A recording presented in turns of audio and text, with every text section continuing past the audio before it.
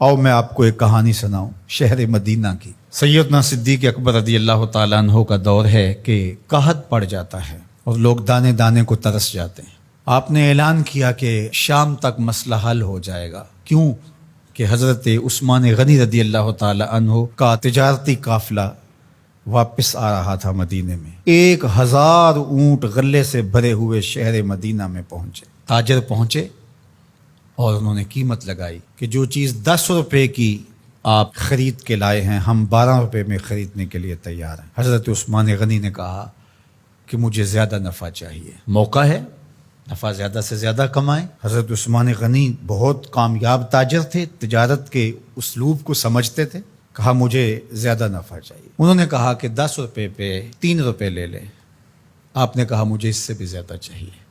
हत्ता कि उन्होंने 10 रुपए के माल पर 15 रुपए ऑफ़र कर दी। आपने फरमाया कि एक ख़रीदार ऐसा है जो 10 गुना दे रहा है, मैं तो उसे बेचूंगा।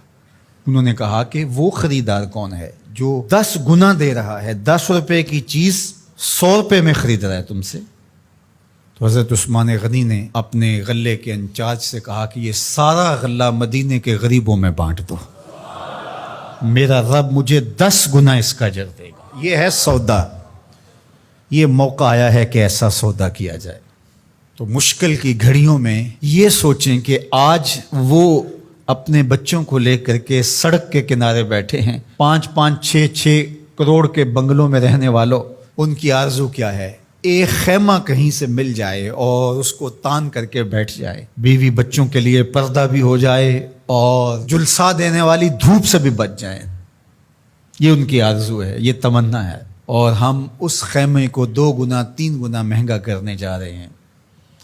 ज़रा एक लम्हे के लिए सोचो कि अगर हमारे बच्चों को यूं सड़क पे आना पड़ जाए, हम अल्लाह के लाडले तो नहीं हैं, इब्तलाओं और आजमाइशों से हमें भी गुजरना पड़े, आसूदा हाल लोग मांगने पे आज मजबूर हुए।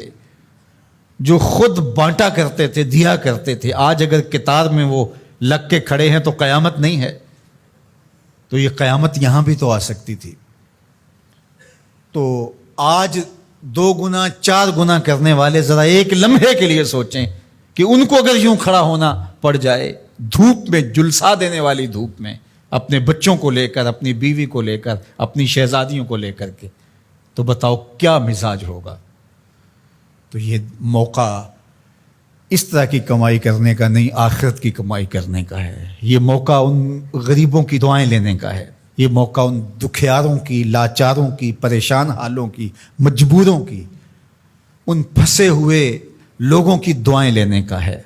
दूसरी मेरी गुजारिश उन लोगों से है जो बेचारे सैलाब में फंस गए और अल्लाह ताला जल्ला शानहू ने उनको मौत के मुंह से निकाल करके ज़िंदगी नसीब फरमाई। अगर उनको ज़रूरी अशियाए खुर्दनी मिल जाती हैं और एक खैमा ज़रूरत का मिल जाता है तो वो इस पे इक्तफ़ा करें और जो यहाँ से जाने वाली मदद के लिए टीमें हैं उनका साथ दें और आगे उनको उन इलाकों में ले कर के जाएँ जहाँ अभी मदद नहीं पहुँची और लोगों की शदीद ज़रूरत है।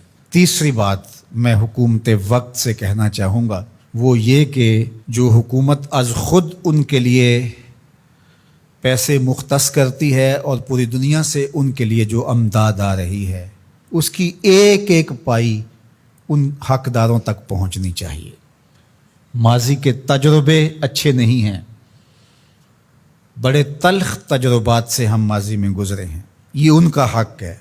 चावल का एक दाना भी अगर तुम्हारे पेट में चला गया वो तुम्हें चैन जिंदगी भर नहीं लेने देगा, तुम्हारी नस्लों को भी उसका हिसाब देना पड़ेगा। इसलिए जो भी मदद आ रही है उन लोगों की अश्क शोई के लिए वो 1 रुपया है या 1 लाख रुपया बनता है फी कस के हिसाब से, पूरे इंसाफ के साथ, दयानतदारी के साथ, शफाफ तरीके से उन मजबूरों तक, उन लाचारों तक, उन मफलूकुल हाल लोगों तक।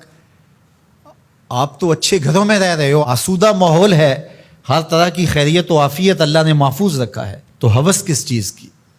उन लोगों तक पहुंचाओ जिनके मकान भी पानी में बह गए। अल्लाह की रज़ा के लिए ये काम करने का वक्त है और इस मुश्किल वक्त में انصاف کے ساتھ، شفافیت کے ساتھ جب حقداروں تک حق پہنچے گا تو عرش کا مالک بڑا راضی ہوگا، پاکستان کے حالات بدلیں گے۔ لیکن ماضی جیسا تجربہ ہوا تو اللہ کی ناراضگی ختم نہیں ہوگی۔